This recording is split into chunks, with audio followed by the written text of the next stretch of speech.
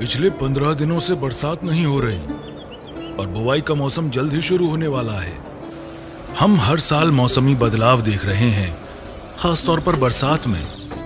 भारत पारंपरिक रूप से अपनी कृषि जरूरतों के लिए बरसात पर निर्भरशील है, क्योंकि खेती योग्य क्षेत्र का लगभग आधा बरसात पर निर्भर है।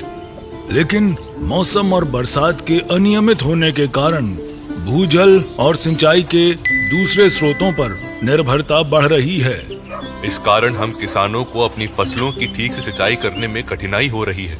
कृषि प्रथाएं जैसे अनुचित मृदा प्रबंधन, उर्वरक का अंधाधुंध प्रयोग और कृषि रसायनों का अत्यधिक इस्तेमाल स्थायी जल प्रबंधन से जुड़ी हैं। सिर्फ जल ही नहीं, हम खेतों में भी अपशिष्ट की रिसाइकलिंग करने में कई चुनौतियों का सामना कर रहे हैं।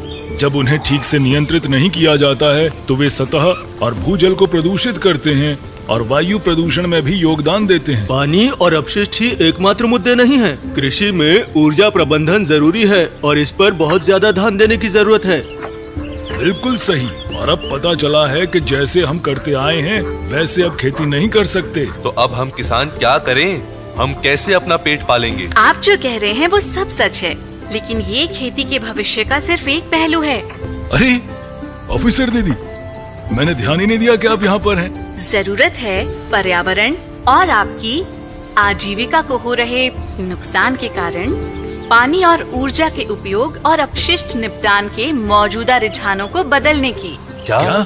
हाँ, दुनिया की आबादी 2050 तक लगभग 10 अरब हो जाएगी, जिससे मीठे जल के संसाधनों पर दबाव पड़ेगा। और चूंकि कृषि में अधिकांश क्षेत्रों की तुलना में उपयोग दर उच्च है, ये बुरी तरह प्रभावित होगा।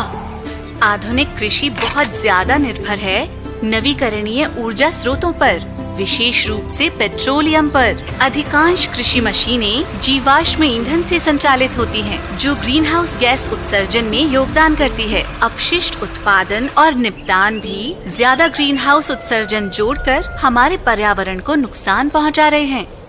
चूँकि हर साल ठोस कृषि अपशिष्ट को अंधाधुंध फेंका या जला दिया जाता है, जिससे वायु और मिट्टी प्रदूषित हो रहे हैं।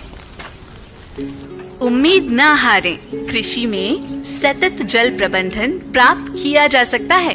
कुशल सिंचाई प्रणाली का उपयोग करके पानी के नुकसान को कम करके, नवीन सिंचाई विधियों को अपनाने के साथ साथ उर्वरक प्रयोग में दक्षता से, जुताई, मल्चिंग और मिट्टी में जैविक पदार्थों की वृद्धि मिट्टी में नमी संरक्षण में मदद करती है। किसान अपने काम द्वारा उत्पन्न अपशिष्ट को नियंत्रित करने में एक अभिन्न भूमिका निभाते हैं। कटौती, रिसाइकलिंग और अपशिष्ट का दोबारा उपयोग अपशिष्ट प्रबंधन है। ये शुरू होता है अपनी क्षमता को जानने और अपनी जरूरत से ज्यादा न खरीदने से। कृषि कार्यों से उत्पन्न अपशिष्ट का उचित प्रबंधन कृषि कार्यों में महत्वपूर्ण योगदान दे सकता है। मिट्टी में उच्च जैविक पदार्थ वाणिज्यिक उर्वरकों की जरूरत को कम कर सकते हैं। फसल उत्पादन के लिए आवश्यक अन्य पोषक तत्व प्रदान करते हुए खाद बनाना फसल के अपशिष्ट को रिसाइकिल करने का एक लोकप्रिय तरीका है। इसके अलावा अपशिष्ट के संगठित रिसाइकलिंग के लिए संग्रह व्यवस्थाएं होनी चाहिए। कृषि में ऊर्जा इस्तेमाल को नवीकरणीय संसाधनों के इस्तेमाल से बदलना चाहिए। नवीकरणीय ऊर्जा स्रोतों को बढ़ावा दें, जैसे सौर या पवन ऊर्जा, पनबिजली और जैव ईंधन। उदाहरण के लिए सुदूर क्षेत्रों में भूमिगत पनडुब्बी, सौर फोटोवोल्टिक जल पंप आर्थिक तौर पर इस्तेमाल लायक हैं और इको फ्रेंडली विकल्प भी हैं डीजल जनरेटर सेट के मुकाबले। अपनाएं सही जल, अपशिष्ट और ऊर्जा प्रबंधन प्रथाएं बेहतर भविष्य के लिए।